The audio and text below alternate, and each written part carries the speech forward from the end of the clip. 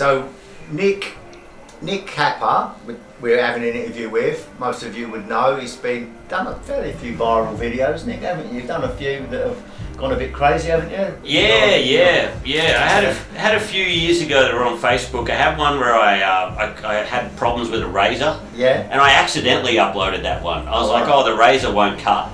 It was like like a Gillette Mac 3, and then he had something else. And I was like, why doesn't this razor cut?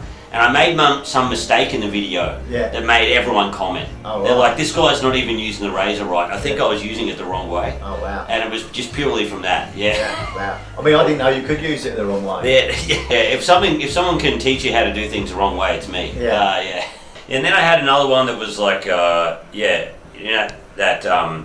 urban myth about Marilyn Manson and Prince, how they had to get 2 of their ribs taken out to suck themselves off. Oh, right. I had to put 2 more in to stop myself. Oh, right. Yeah. So that was that video went pretty good. Yeah, man. How long have you been performing? A, forever, like since the first open mic. Yeah. And B, as a permanent, professional. How long have you been making a living from comedy? So what I think from my first open mic, I did it like 16 years ago. Okay. Which is a long time ago. God, it's really flown by. And then I dip in and out of professionalism. Yeah. Right now, I'm doing it full time. When you're not, then what's your day job, shall we say? What do you make money at doing if you're not doing comedy then? Well, I kind of still make money out of it, but I'd like to. Sometimes the bills don't come in time, so I just work in a Pilates socks factory. Yeah, I like your socks factory. Yeah. 1 or 2 days a week. Yeah. But I haven't had to do that for like 6 months at the moment. My boss is very good. Okay. And I'll just go in and fill in shifts even when I. Okay. Yeah, just to help out. But and I like it. I like it because sometimes when you do stand up and you're just living off that, I've done it a few times, and I feel like me personally, I just get worse. Yeah. Because I'm too busy thinking about the dollar. Yeah. And I'm not thinking about the writing. Absolutely. And I'm not thinking about being good. Whereas now I'm older. I've kind of, I'm like, I'm not going to get big or famous, but it's good to just get better, because that's what makes me happy. Yeah. So What is it too? I mean, obviously you don't want to talk about it, but obviously it's no secret that you've had a scare, a health scare. Do you think that has been a plus for your comedy or not? Yeah, man. Yeah, I think it has. It taught me a lot. I wrote my show, Hold Me Closer, Tiny Cancer, and I wrote the first half of it when I had testicular cancer and I got the testicle removed. Yeah, right. And then, I don't know, I was like, okay, after I got the testicle removed, I'm like, this is the show. Yeah. I'm going to do the show. And then I must have written only half of it. I thought I had an hour. Yeah. I thought I did, but I didn't. Right. And then I got cancer again and I had to do chemo. Yeah. And then I started doing the stuff about the testicle again, and I was like, holy shit. Yeah. I only had like 25 minutes. Wow. Right. Just on losing my testicle, and that was all funny. Yeah. Like none of that really changed, because testicles are kind of funny, and I think I was inspired. Yeah. I just banged it out, and it didn't really, I modified it a little bit, but it was just hot from the get-go. Yeah. And then I had to write about going into chemo, and that was brutal. Yeah. That was so hard. To come up with 20 minutes about chemo was... Because there's nothing good about chemo that you can laugh about, you mean? It's too horrible to, is that what makes it funny though? I haven't seen your show, in fairness, I don't see any stand-up, but I never watch any, but is it funny, the chemo bit? Did you manage to make it? Yeah, I did, but it took us so much work. Yeah. It took a lot of work, and I had to test it out in all different rooms, and I was talking about other stuff as well, and it was quite deep, and But it's also, when you do the show, you got to be like, all right, I got to get people to once people get to know me, then I can get away with this stuff. Yeah. Sometimes you can't do that in a club. No. But it was good. Time to sort of indulge enough to get them to really care about you. You got to set up the character real quick, and then do that stuff. But man, that was really that taught me a lot.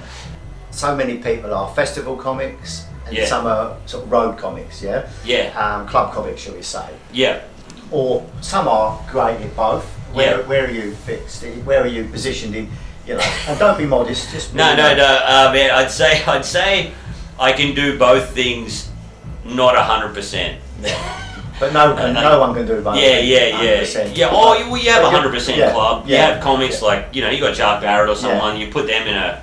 It's just like, a club set anywhere. Yeah. Whereas then you have a festival comic. I don't know. You have Sam Campbell or someone. Yeah. They're going to destroy it at at their show as well. Yeah. But both can do both. Yeah. Right. But they probably both. But man, I'm probably half in between. And I'm still working out festivals. I really do. But I think festivals are still important. You fall out of love with both things. Yeah.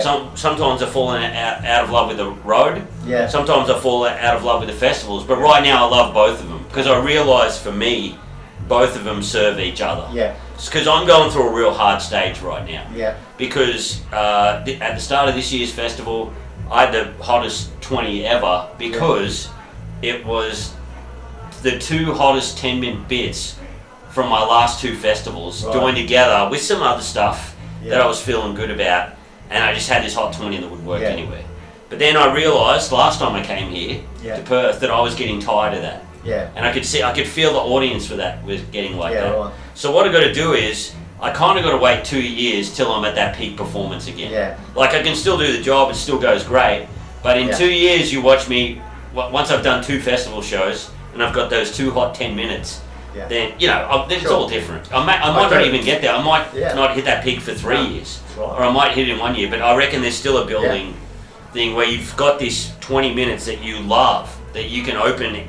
I open for a lot of big comics, and it feels fun and it feels great. But I'm like, fuck, it's not feeling fun anymore. I got to rebuild.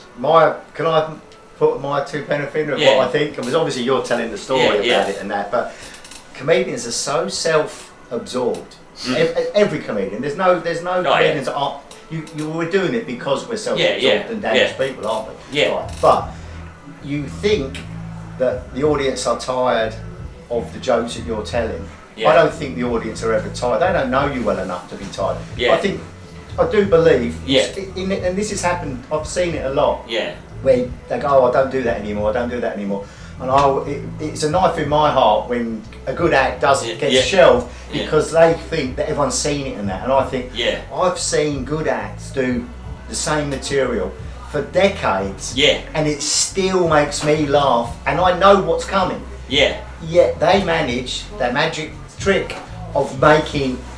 You could make that same. You've got the skills, but you perhaps ain't putting enough effort in. You kind of feel a little bit guilty that you're not writing enough.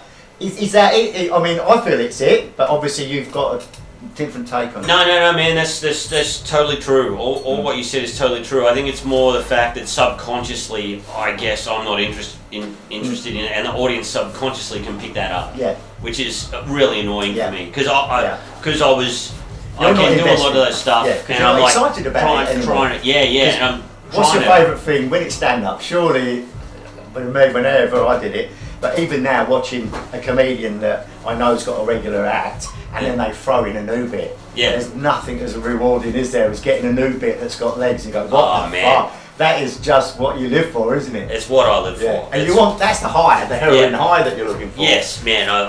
You know you're going to get laughs with everything else. But this is going out on the edge, isn't it? Like new stuff. But that's exciting, isn't it? New stuff. Man, it's scary. And it's so scary.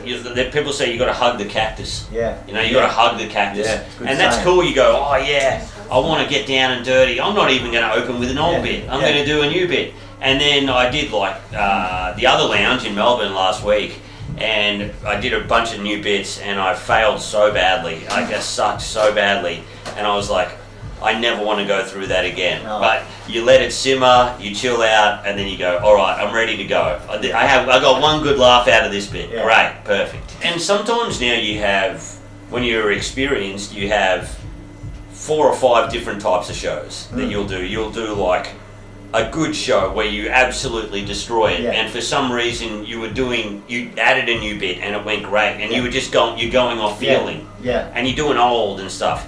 Then you have other shows where you do the solid old, and you get them, but you don't you don't cut through, you don't hit them emotionally. You know that you haven't quite got that. I know that feeling. And then you'll do other ones where you do a bit of old, do a bit of new, and then the crowd are that hot, you'll walk off and go, I should have just done all old and really knocked it out, you know. Got to stay innovation. Yeah.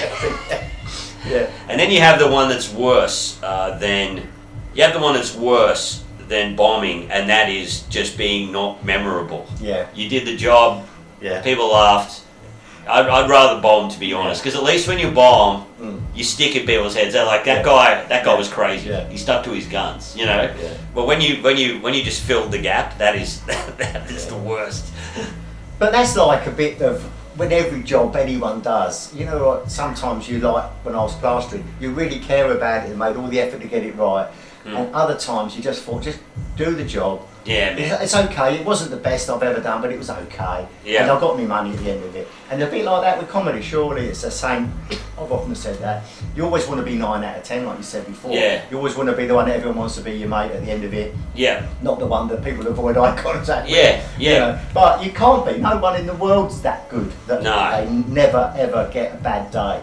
And it's terrible when you've been doing it for ages, because you've got the big pops, and that's all you live for, the big pop. Yeah. You're like, you don't want you want the pop, which you can get because you're experienced. It doesn't matter whether talented or whatever.